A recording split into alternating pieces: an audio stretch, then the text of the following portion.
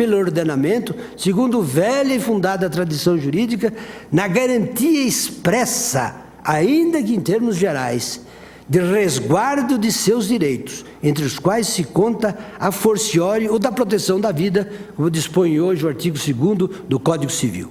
Pode, daí, por exemplo, e esse exemplo já foi dado pela ministra Rosa, e eu já estava aqui no meu voto, receber doação, desde que aceita pelo representante legal, 542 do Código Civil.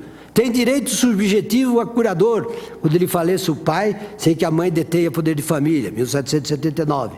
É ainda legitimado a suceder, quando já concebido no momento da abertura da sucessão. E mais do que isso, se não atestada logo após o nascimento, a sua morte, pelo menos encefálica, recebe e transmite herança. Isto é, portanto, uma questão não de capacidade de exercício desses direitos, por si ou por outro, o que evidentemente depende do nascimento com vida, mas a capacidade passiva que ainda no seio materno o ordenamento reconhece como sujeito de direito enquanto portador de vida. Tudo isso significa, à margem de qualquer dúvida, para meu juízo, que é sujeito de direito, não coisa nem objeto de direito alheio. O doente de qualquer idade, em estado terminal, portador de enfermidade incurável de cunho degenerativo, por exemplo, também sofre por seu estado mórbido e também causa sofrimento a muitas pessoas, parentes ou não, mas não pode por isso ser executado. Nem lhe é lícito sequer receber auxílio para dar cabo da própria vida, incorrendo aquele que o auxilia nas combinações da prática da eutanásia, punível nos termos do 122 do Código Penal. Vislumbrar, pois, na ínfima possibilidade de sobrevida, na sua baixa qualidade, ou na efêmera duração pressuposta, argumento racional para ser fala, por impulso defensivo, por economia ou por falsa piedade, é, a meu ver, absolutamente insustentável à luz da ordem constitucional que declara, sobreleva e assegura valor supremo à vida humana.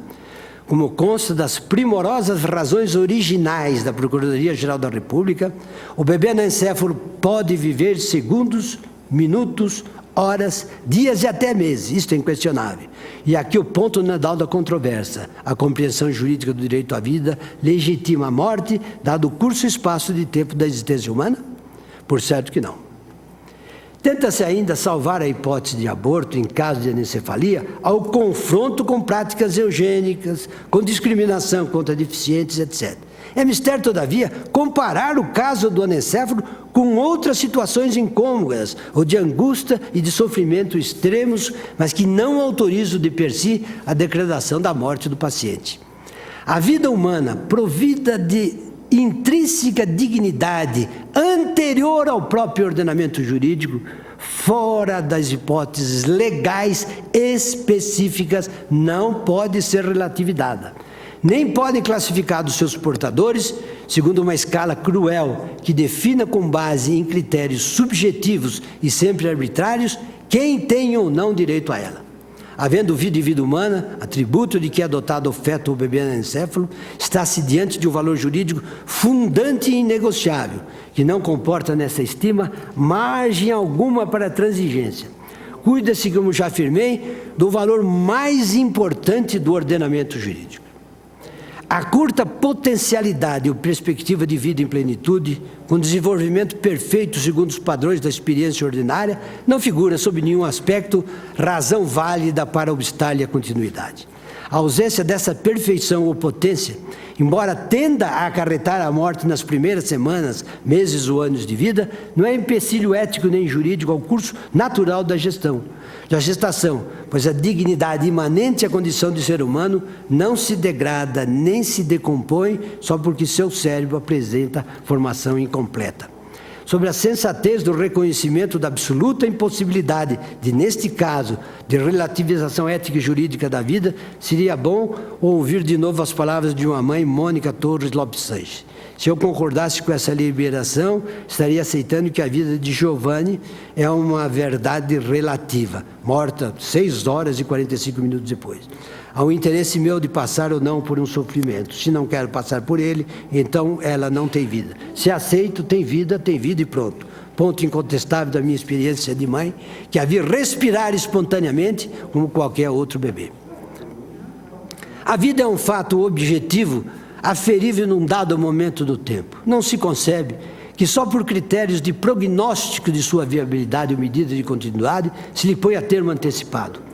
O tempo de vida pode, sob tal avaliação, ser reduzido também em outras muitas hipóteses, como, por exemplo, a de doenças fatais incuráveis que não autorizam de modo algum a chamada antecipação terapêutica da morte, como para ter no ar o senso comum de reprovabilidade ética e jurídica, só em denominada os defensores da eutanásia.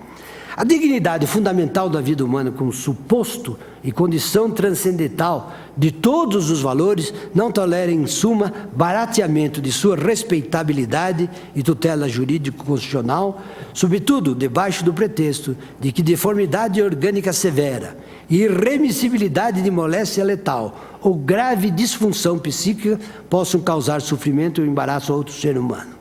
Independentemente das características que assuma, na concreta e singular organização de sua unidade psicossomática, a vida vale por si mesma mais do que qualquer bem humano supremo, como suporte e pressuposição de todos os demais bens materiais e imateriais, e nisto está toda a racionalidade de sua universal proteção jurídica. Tem dignidade, e dignidade plena, qualquer ser humano que esteja viva, ainda que sofrendo como doente terminal ou potencialmente causando sofrimento ao outro, como anencéfalo. O feto anencéfalo tem vida e, ainda que breve, sua vida é constitucionalmente protegida.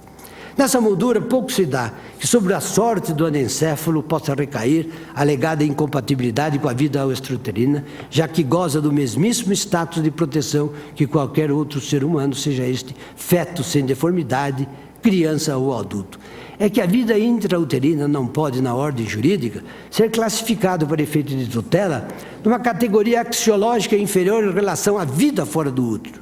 Além disso, como já relembrei, a viabilidade da vida extrauterina do feto não constitui requisito para a caracterização do crime de aborto. Por outro lado, falar-se em morte inevitável e certa chega a ser pleonástico, pois ela o é para todos, como já disse eu noutra assentada.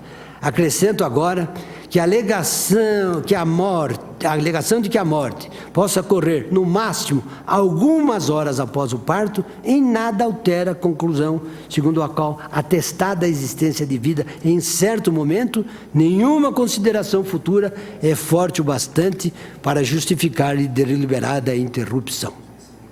De outro modo, seria lícito sacrificar-se igualmente o anencéfalo neonato. Nesse ponto, o aborto do anencéfalo e a eutanásia aproximam-se de maneira preocupante. Pode-se, de certo, conferir-lhes qualificações jurídico-penais distintas, aborto num caso, auxílio ao suicídio ou homicídio no segundo. Mas ambas essas ações produzem, nas objetividades convergentes, o mesmíssimo resultado físico, que é subtrair a vida de um ser humano por nascer ou já nascido, sob argumento de diversas origens, como as rubricas de liberdade, dignidade, alívio de sofrimento, direito à determinação, mas sempre em franca oposição ao ordenamento jurídico positivo no plano constitucional e na legislação ordinária. Do mesmo modo, é assombrosa a semelhança entre aborto de anencéfalo e práticas eugênicas. Afirmei que não me assaltava, naquele caso da DI 3.510, nenhuma preocupação com propósito eugênico. E ali mostrei por quê. Se não delineava, naquele caso, a ameaça eugênica, neste, a meu ver, materializa-se de forma contundente.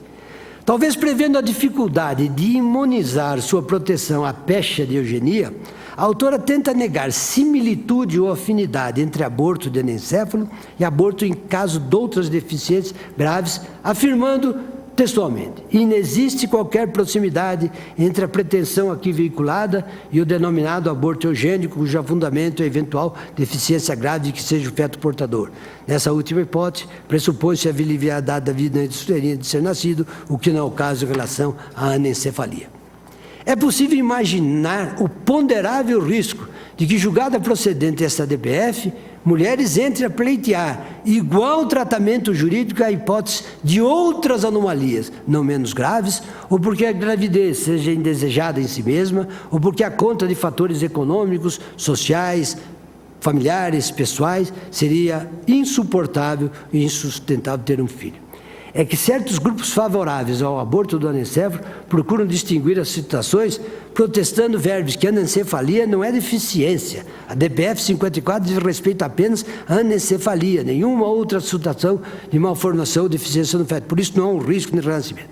Mas, sob a ótica jurídica, as hipóteses são análogas, porque em ambas o que se pretende, no fundo, é obter autorização judicial para a prática de um crime, ou seja, para que o agente, atuando à revelia das duas restritas excludentes de ilicitude do aborto, ou melhor, de punibilidade, possa cometê-lo sem condenação nem pena. Ainda que lhes variem os motivos ou pretextos, como inviabilidade do feto, suposta liberdade de abortar ou falta de recurso financeiro, nas duas hipóteses é a mesma pretensão substancial e idêntica à sua visível hostilidade ao sistema jurídico. O feto portador de anencefalia ou não tem vida. Ser a anencefalia incompatível com a vida extraordinária prova, aliás, menos que o necessário, pois daí não se tira ser anomalia incompatível com a vida em geral, que é o que constitui o objeto privilegiado da norma e da tutela jurídica.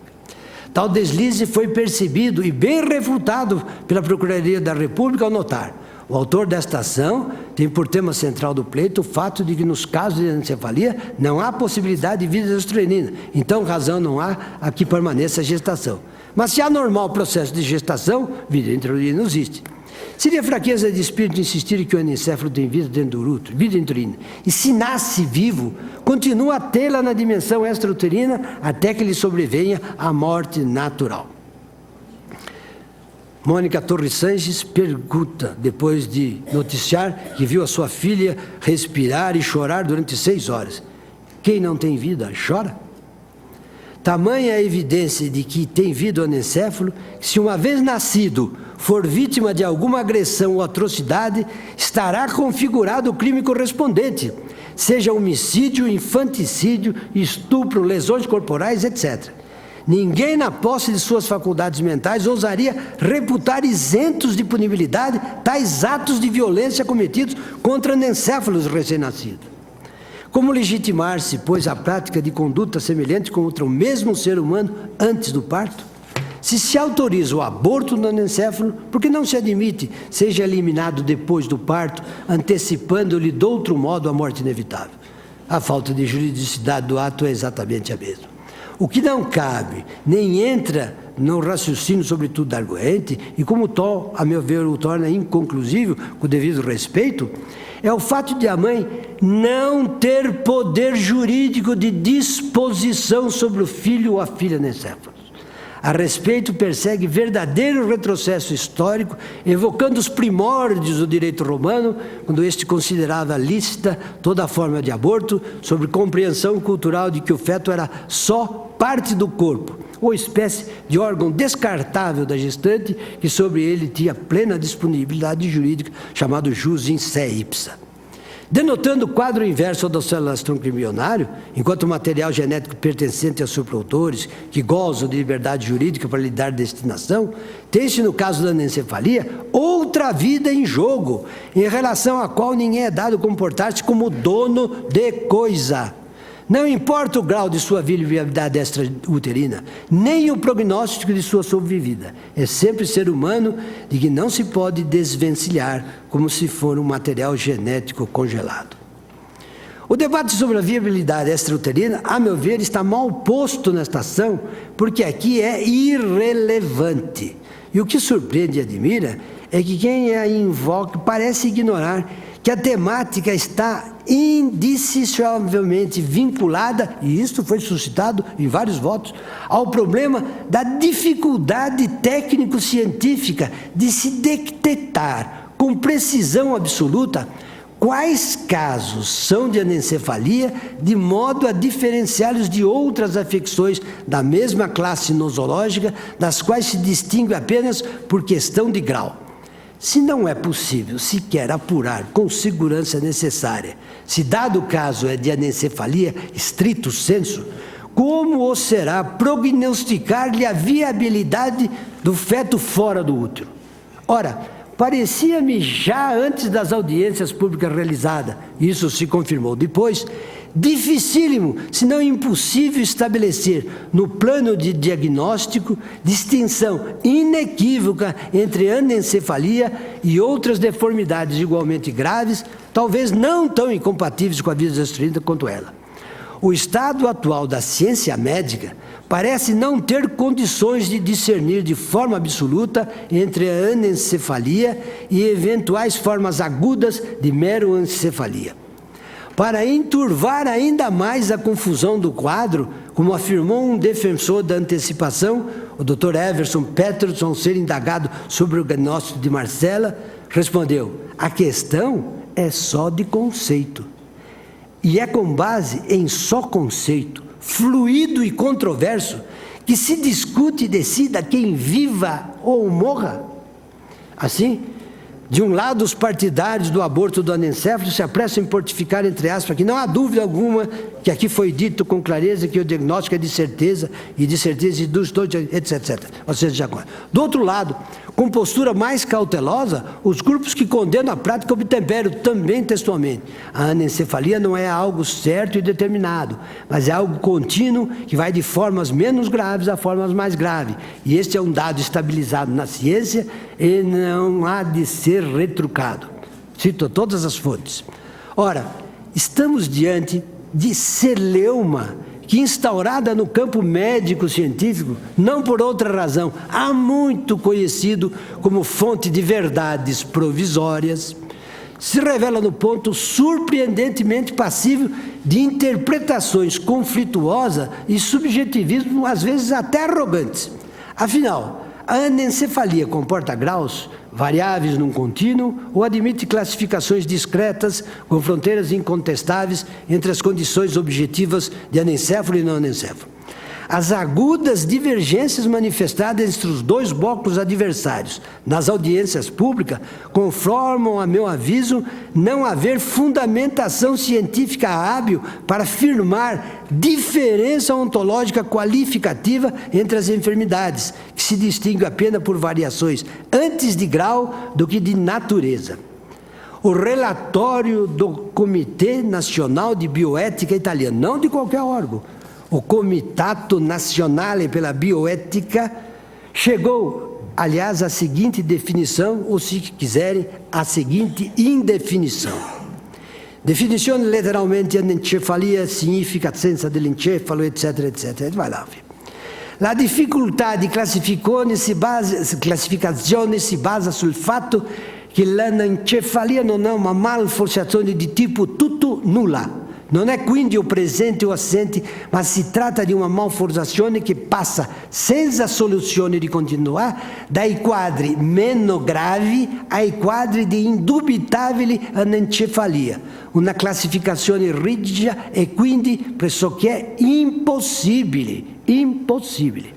Ora, perante informações desencontradas, dissensos irreconciliáveis e diagnoses contraditórias em sede especializada de opiniões científicas, qual é a única resposta sensata, a meu ver, do mundo jurídico?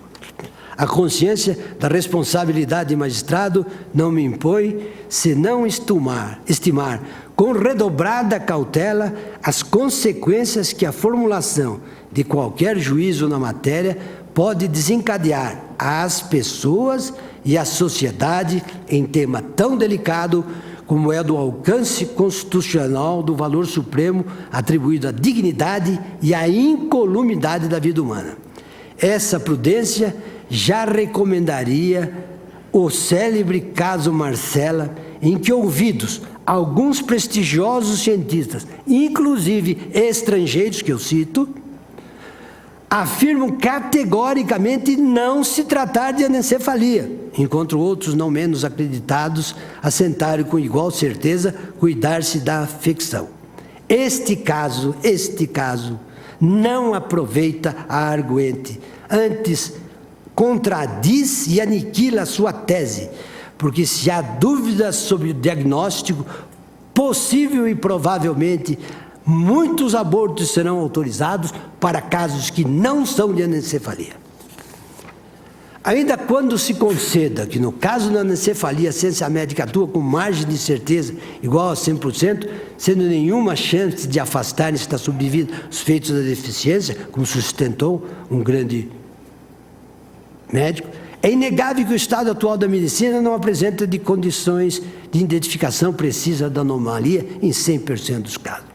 Se é certo que tipificada com ou sem correto diagnóstico, a anencefalia é com maior ou menor período provável de sobrevida, sempre fatal, não menos o é que nem sempre, e isto é decisivo na causa, a medicina pode garantir que o caso seja de anencefalia. E isso foi a grande preocupação, por exemplo, do voto do ministro Celso de Mello e do ministro Gilmar Neves. Como concluiu com argúcia Lenísimo Martins Garcia, se Marcela não foi considerada anencéfala, o problema é mais grave, porque se com ressonância magnética, se com tomografia de uma menina de mais de 1 ano, os médicos não chegam a um acordo sobre se ela é anencéfala ou não, como dirão que dentro do útero, com ultrassom, eu tenho 100% de certeza se a criança é anencéfala?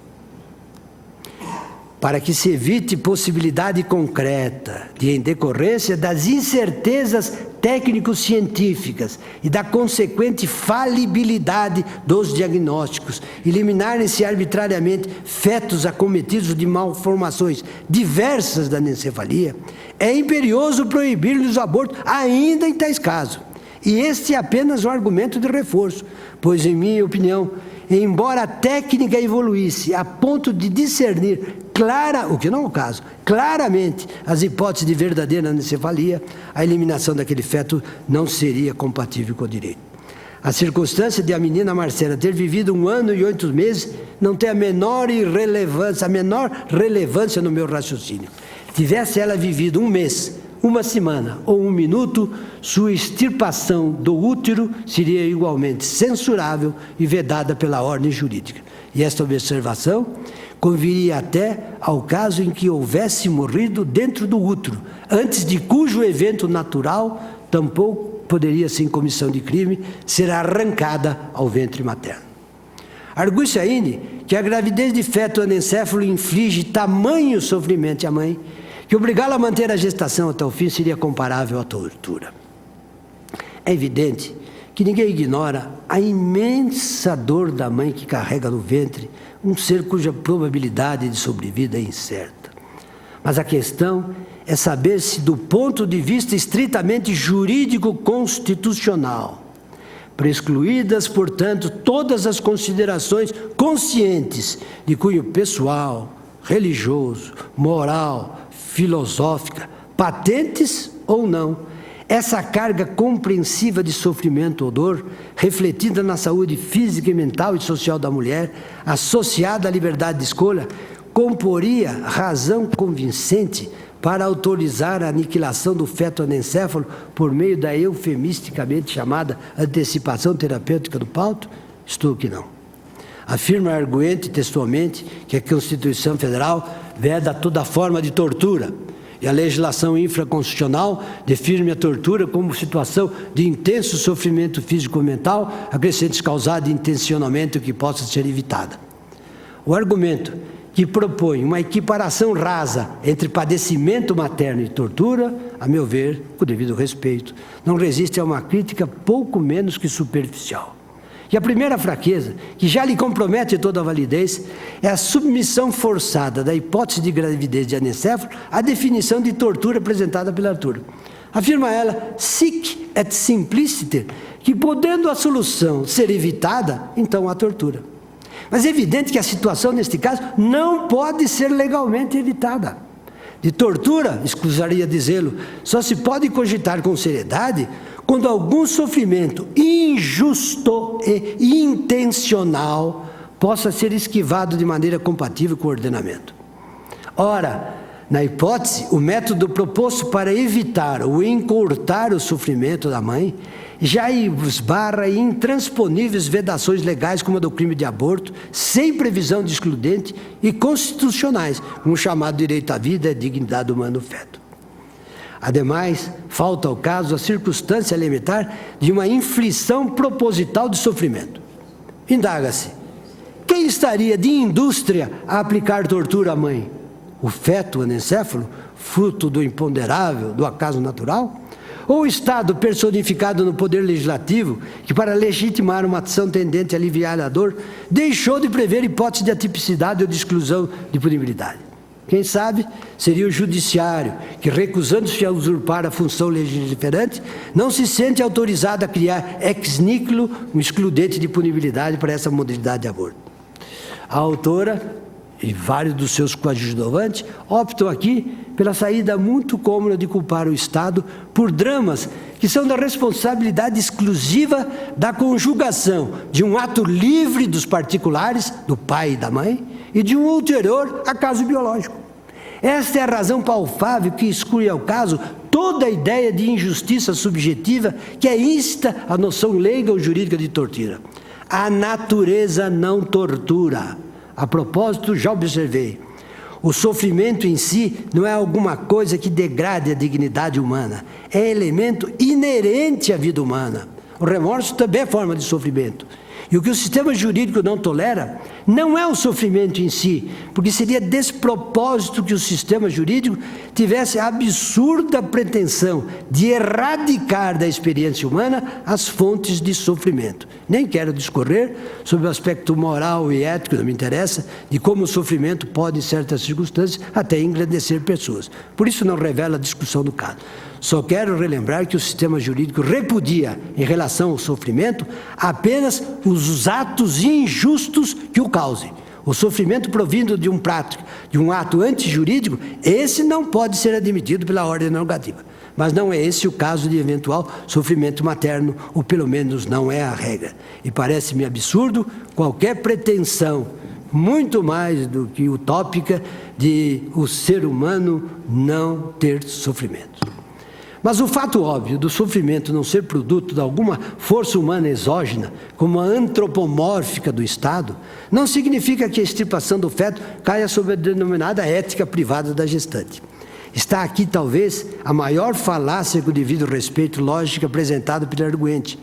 Porque se é verdade que o sofrimento possa ser longo, embora não causado pelo ordenamento jurídico, nem pelo aparato estatal que lhe dá efetividade, não procede a consequência daí inferida, segundo a qual esse fato seria idôneo para a moda de revogação ou abolício de crimes, excluir a incidência e aplicação de normas penais cogentes, impessoais e plenamente afinadas com a Constituição da República, como aquela que tipifica o crime de aborto, sem abrir-lhe excludente para o caso. A causa real da pretensa tortura, enquanto nome de todo impróprio para descrever o inaudito sofrimento do qual não se pode encontrar nenhum culpado, é, por óbvio, uma falha biológica na constituição do feto. Conquanto se simpatize com a causa defendida com tanto ardor pelo arguente, o problema reside em que, à luz de uma análise sóbria do ordenamento, não há como fazer cessar, de maneira legal, sofrimento que não é nem justo nem injusto perante a consciência humana, sem a arbitrária convalidação judicial da prática do crime de aborto. Donde não caber aí, como já adiantei, referência alguma à intencionalidade, pois a situação não compreende nenhuma causa voluntária de sofrimento. Pôs-se ainda como tema correlato a questão da liberdade de escolha em termos de puro arbítrio da mãe, que sob o peso de dolorosa experiência psíquica teria direito de decidir entre interrupção da gravidez e continuidade da gestação. Mas a solução alvitrada, sob apoiar-se nas ideias de liberdade pessoal, inexistente quando se cuida da tipificação de crime, de tortura, onde não há sofrimento injusto nem intencional, reflete apenas não posso deixar de dizê-lo, uma certa atitude egocêntrica, enquanto sugere uma prática cômoda de que se vale a gestante para se livrar do sofrimento e da angústia que são reais, sobrepondo ao sentido ético de respeito que o pacto pressuposto instaurador da civilização e da cultura consagrou à vida humana, atender às solicitações primitivas do princípio do prazer. Tal ansiedade, que voltada para si mesmo, depende da história e da conformação psíquica de cada gestante, é exaltada na proposta em detrimento do afeto, da piedade, da compaixão, da doação, da abnegação, que participam da dimensão de grandeza do espírito humano. Os males de que padece a mãe, no entanto, não lhe foram provocados injustamente por terceiro, como se dá no caso de gravidez oriunda de estupro, nem lhe ameaçam de modo algum a vida, por hipótese, nem tampouco lhe degradam ou aviltam a dignidade pessoal. A causa de seu sofrimento natural e compreensível é o acaso genético, enquanto falha da própria natureza humana, donde não lhe ficar título jurídico válido para obstar à dor, mediante sacrifício de vida alheia inocente.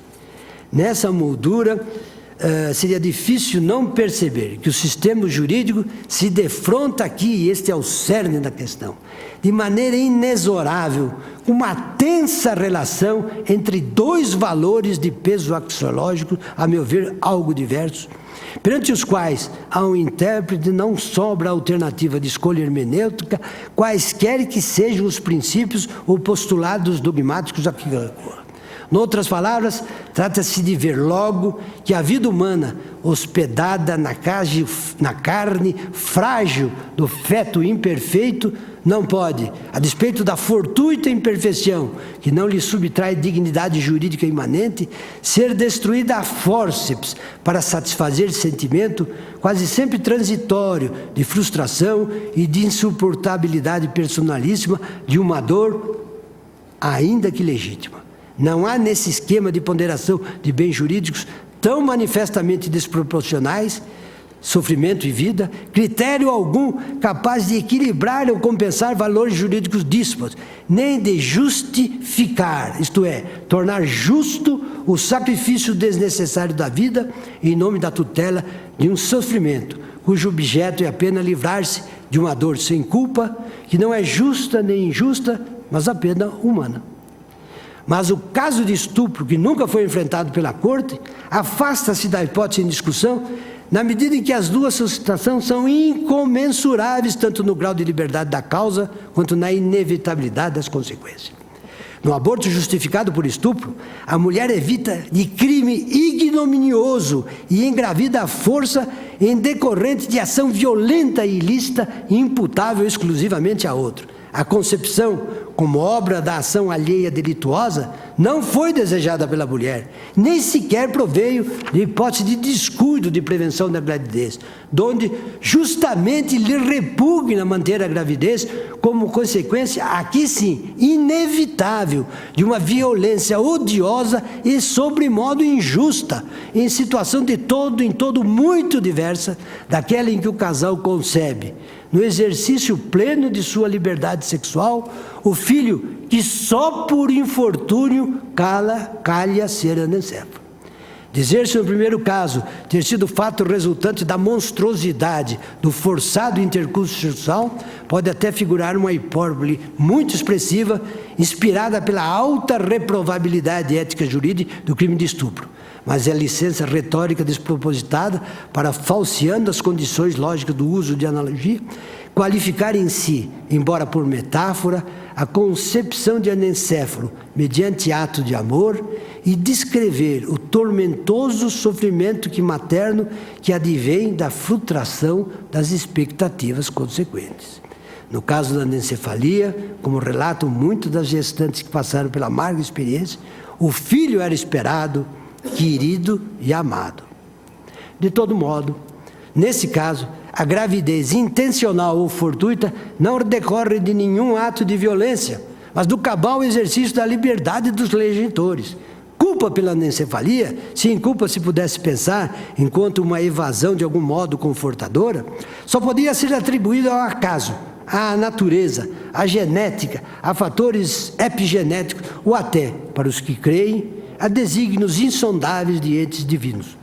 Mas o que não quadra é qualificar esse acontecimento trágico, verdadeiramente trágico, como algo que, injusto do ponto de vista da lei dos homens, ipso facto outorgasse à mãe poder jurídico de sacrificar o feto como realização legítima contra uma injustiça dolorosa. E a só ideia de justiça humana, redutível aos limites das possibilidades críticas no âmbito da legalidade, enquanto dimensão própria em que se movem os operadores jurídicos na construção cotidiana da cidade terrena, é na sua racionalidade e compreensão o único critério que norteia todo esse debate em torno de uma questão jurídica. Há perante ela injustiça na condição da mãe que recebe a notícia de que o filho é anencéfalo? Se há, terá sido causada e só pode ser explicada em outros planos, místicos ou esotéricos, jamais na província estritamente humana do direito. Quem somos nós para falar e decidir acerca de justiça subespécie eternitatis? Quando a concepção de feto anencéfalo deriva em regra de relação espontânea e consentida entre homem e mulher, pode dizer-se que a ação criadora foi livre na causa, não restando dúvida de que sua consequência, a gravidez, normal ou anencefálica, não pode ser interrompida sob nenhum pretexto, sem expressa disposição legal. Por isso, a gravidez oriunda do estupro recusa toda comparação sensata à mera gravidez indesejada, a qual, apesar de ser também em tal sentido involuntária, poderia, em circunstâncias normais, ter sido prevenida. O rompimento de preservativo ou falha de métodos contraceptivos não constitui, ninguém duvida, escusas jurídicas à prática abortiva. Ademais, a inviabilidade real a que aludi no caso do estupro contrapõe-se ao caráter falsamente evitável da tortura, entre aspas, desencadeada pelo diagnóstico de anencefalia, pois aquela tem sua causa material na concepção provocada por ato ilícito de força física, viscompulsiva, enquanto a gravidez anencefálica é, por hipótese, inteiramente livre na origem, sendo inevitável apenas quanto a seus efeitos, a gestação. Por essa razão, não pode ser legalmente interrompida.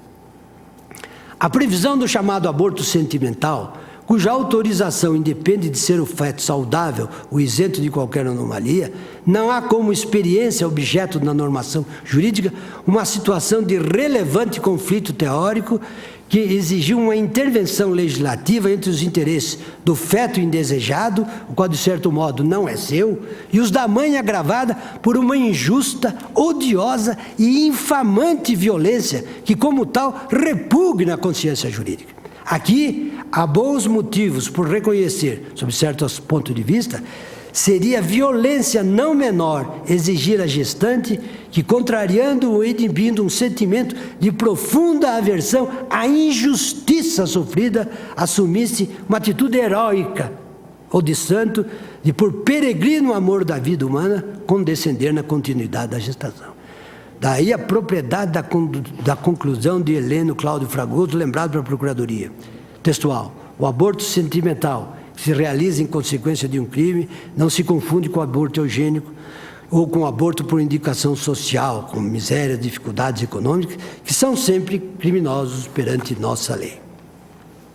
O argumento de que a gestação de anencéfalo seria perigosa para a mãe não vem ao caso, porque todas as hipóteses de risco à vida da genitora já estão sob o pálio do chamado aborto terapêutico, previsto no 128.1 do Código Penal, que, elegendo um entre dois valores jurídicos de igual grandeza sob certo aspecto, autoriza, em vistosa regra de exceção, como tal, desde logo insusceptível de alargamento por via hermenêutica, o sacrifício do feto como medida extrema para preservar a vida da mãe. Em outras palavras, eventual gravidez de anencéfalo que represente, em caso concreto, por outra razão médica, associada ou não à anencefalia, risco grave comprovado da vida materna, nada tem com o caso, onde apenas se discute se o mero evento psíquico do sofrimento da mãe ou vaga possibilidade de complicações da gravidez, sem nenhum indício de perigo próximo à vida da gestante, justificam por si inferir a existência de legitimação constitucional direta para o aborto sem previsão legal. É como penso ter esclarecido e entendo que não. Em outras palavras, eventual risco que corra da anencefalia cai já sob a proteção legal do 128, número 1. Ao refutar a invocação do direito à saúde como fundamento autônomo para o aborto do anencefalo, já observei na sentada anterior que essa alusão me leva a pensar na possibilidade de o argumento basear-se no pressuposto de que a gravidez sempre constitua grande risco à vida humana e, portanto, talvez fosse até melhor proibi-la. Seria mais seguro. Não vejo, pois, nenhuma ofensa próxima ao direito da saúde, até porque, acrescento agora, toda gravidez implica risco teórico à saúde da gestante. Mas nem por isso a lei torna lícita a prática de aborto sem prova de risco concreto e grave, cuja atualização seja capaz de provocar-lhe a morte e só possa ser evitada mediante esse recurso extremo.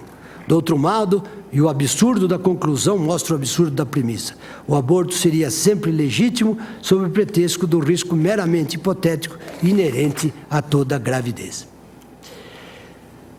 Por fim, cabe apenas ao legislador, e não vou me estender nisso aqui, nos limites constitucionais de sua competência, instituir excludentes de punibilidade. E não vou me estender, porque isso já foi objeto de ampla observação de todos os votos, em particular no ministro Ricardo Lewandowski. Mas acrescento um primeiro argumento, que a resposta que o ordenamento recebe neste caso é diante da reconhecida impossibilidade de aplicação analógica ou interpretação expansiva de normas limitadoras de excludentes de punibilidade em restrição ou dano ao alcance da tutela constitucional garantida a dignidade da vida humana. Nesta seara, a interpretação há de ser, no meu ponto de vista, ampla e generosa na proteção ao valor supremo do ordenamento jurídico, sobretudo como no caso, eventual mutilação ou redução hermenêutica do espectro dessa tutela seria sustentada e imposta para favorecer mero sentimento doloroso de outros seres humanos, como se tal estado psíquico a que estão sujeitas todas as pessoas constituísse título jurídico hábil para, sob o fundamento de excessiva insuportabilidade, justificar o extermínio da vida de um inocente indefeso. Acrescento, e isso também de certo modo já constou de alguns votos, que os meios disponíveis de diagnósticos, com resultados prováveis ou não, mas que, enfim, segundo o estado atual da ciência médica, já estão há muito tempo disponíveis antes da reforma penal que foi lavrada em 1984.